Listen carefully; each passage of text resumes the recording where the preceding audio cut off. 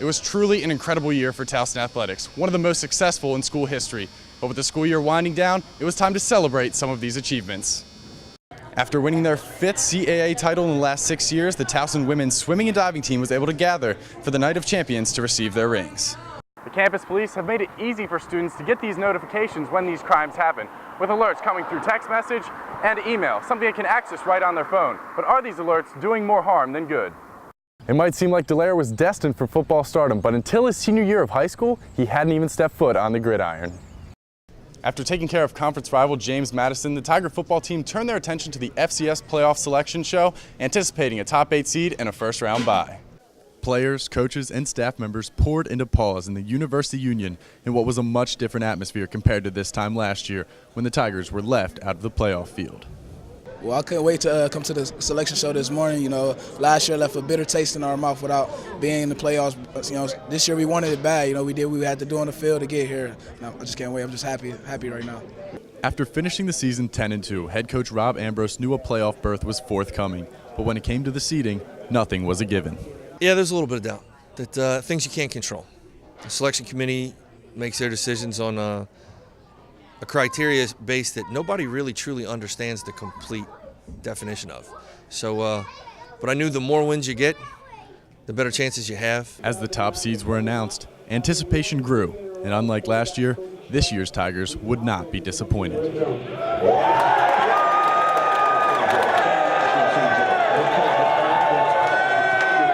Towson received the number 7 seed and a first-round bye, allowing for some much-needed rest and a chance to regroup before the playoff grind begins. The bye week is very big. You know, we didn't win a lot of games in a row without a bye week. We had our bye week last week, but this bye week is going to mean a lot because we have another season right here, playoffs. Even with the extra rest, the players know they will get everyone's best shot, and no one in the playoffs can be overlooked. But the regular season adversity has prepared this team well for what's to come.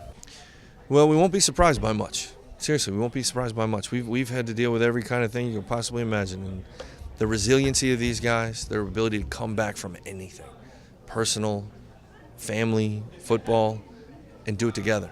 That's a sign of a really good family and a really good team. Like the 2 losses we had against Villanova and Delaware, man, it just opened our eyes up to show that we can lose any day. Any game is big. Any game is big. So, like I said, we just use it as motivation. The road ahead will certainly be tougher than the one traveled so far, but as these players prepare for the final games of their season, and for some of them, the final games of their careers, Ambrose has a simple message. That it is 0-0, and every play means the world. That you tell these guys that one day they're going to stop playing football, and the playoffs is a great analog for that. This is a great analogy for that. That you never know when your last play is going to be, so you got to give everything you can. You got to squeeze every juice out of every rep you can get, practice and game, to make sure you have the best chance to be successful. The Tigers will play host to either Sacred Heart or Fordham inside John Unitas Stadium December 7th. Reporting for the Towson Sports Network, I'm Jason Layer.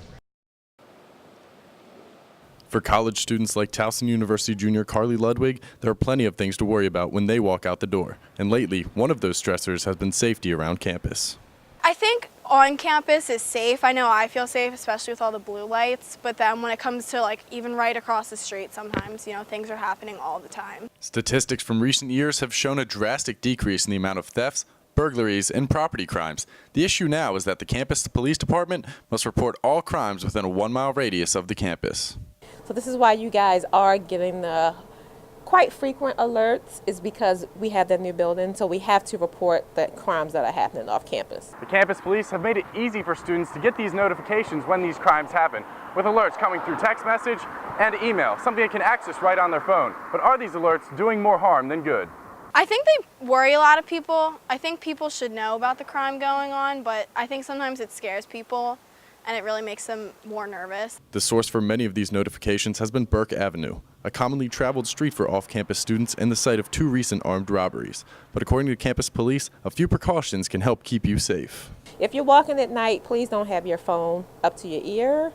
Do not text. If you have to, you can talk briefly, you can text briefly, and then put your phone away. Avoiding these situations can be as easy as just walking with a friend. At Towson University, Jason Layer, MCOM 481 News. Come see the Tigers football team play this year and you're bound to see a few things. Terrence West plowing his way into the end zone, Peter Athens pushing the ball downfield, and defensive end Ryan Dallaire wreaking havoc on opposing backfields. Back looking to his left, pressure comes, down he goes. Gonna run, gets hit from behind, and down he goes at the 43-yard line. Ryan Dallaire with his second sack of the night. The 6'4", 250-pound defensive end has burst onto the scene this season for the Tigers, ranking the top 10 in the conference in sacks, tackles for loss, and tackles by defensive linemen. He shows great tenacity of getting off the ball, ability to get off blocks, and tremendous ability to rush the passer. It might seem like Dallaire was destined for football stardom, but until his senior year of high school, he hadn't even stepped foot on the gridiron. I wasn't getting any money for basketball.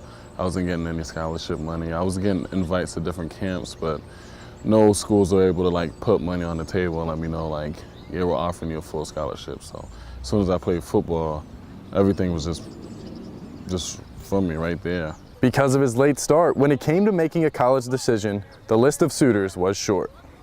I only had Sacred Heart in Central Connecticut and then UMass. After struggling early in his career at UMass, it finally began to click and the light bulb went on for the defensive end. To be honest, you're probably gonna laugh, but it was honestly my sophomore year at college. It didn't click in high school, it didn't click my freshman year. Like now I'm starting to understand like the aspects of the game more. Despite transitioning to football late, Dallaire brings some of his basketball background to his new home on the defensive line. Well, his athleticism, you know what I'm saying, as far as how he can move side to side, his agility, his foot quickness, hand-eye coordination, that really shows up, if you consider basketball and the skills you have in that sport compared to football. All of those skills were on display when the Tigers needed strong defensive play late against the Stony Brook Seawolves, as he came up with 3 big sacks and a forced fumble that was returned for a score, which sealed the win for Towson. They had to throw the ball, and that's one thing I'm pretty good at, just rushing the passer. So those last 3 minutes was basically the best 3 minutes of my life. Dallaire's presence on the field is undeniable, but his transition to a new program and his willingness to connect with the school has been almost as impressive. Couldn't ask for a kid better. He was coming into a new situation, coming to a new school. That's a hard move to make to fit in right away, and he has. Very popular among his teammates. They've accepted him, and he's really embraced the school. He loves the move.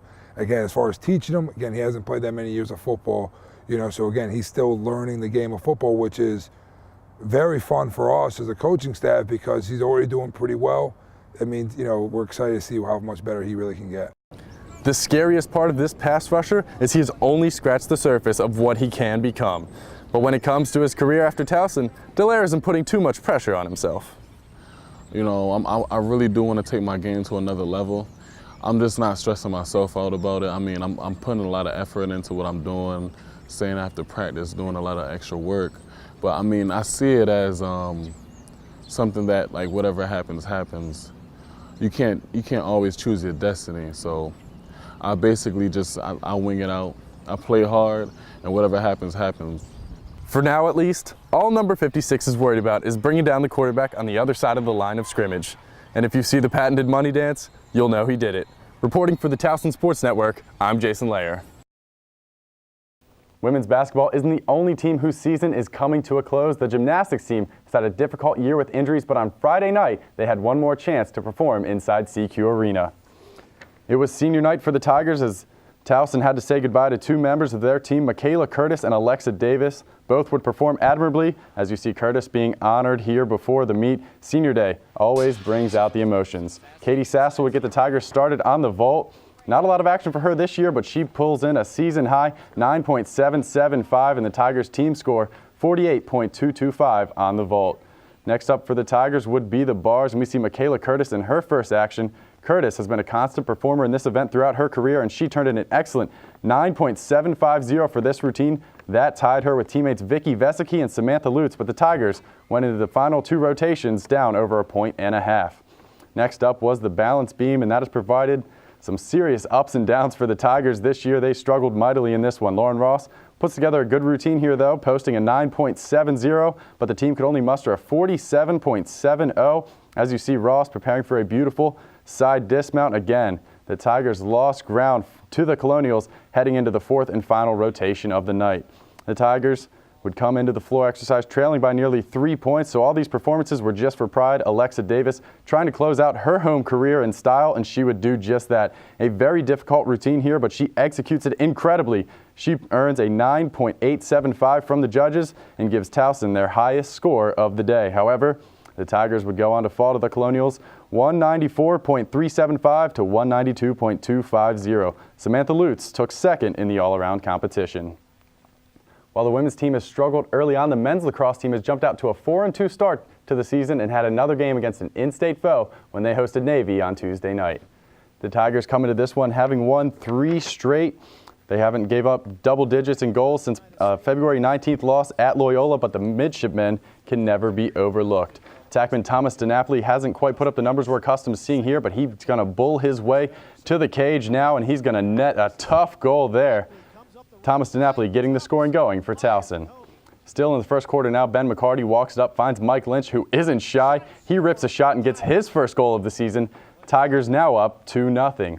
Going to move on to the second quarter as DiNapoli has it behind the net. He's going to come around the side, look for a cutting Max Siskin, whose first attempt is blocked. Can't get it, but a second attempt gets it to go. Tigers now up 5-1 over the midshipmen.